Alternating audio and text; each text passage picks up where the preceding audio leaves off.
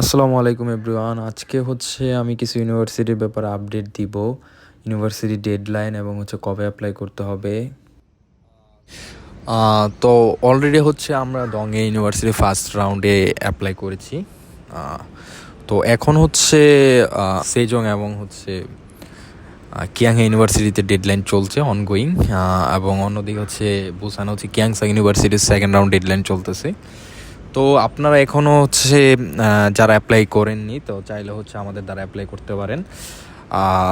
তো Sejong university document send করতে হবে, পাঠাতে হবে। তো আজকে পর্যন্ত আমরা ফাইল কালেক্ট করব। যদি কেউ ইন্টারেস্টেড থাকেন, সব ফাইল রেডি থাকে, তো আমাদের সাথে যোগাযোগ করতে পারেন।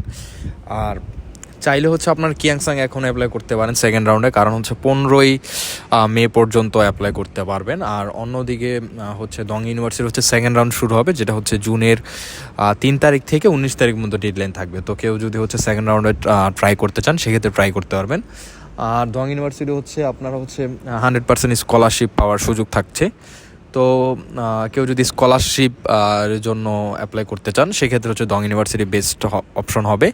এবং কেউ যদি র্যাঙ্কিং ইউনিভার্সিটিতে অ্যাপ্লাই করতে চান, সেক্ষেত্রেও ভালোই। তো অনেকে টপ র্যাঙ্কিং ইউনিভার্সিটিতে পড়তে চান, স্পেশালি যাদের প্রোফাইল ভালো, লাইক এসিসি ইন্টারের প্রোফাইল ভালো, তো তারা চাইলে কিয়াংহি একটা ভালো অপশন হবে। তো আমরা অলরেডি কিয়াংহি এবং সেজং নিয়ে অনেকগুলো ফাইল অলরেডি ইউনিভার্সিটিতে পাঠিয়ে দিয়েছি।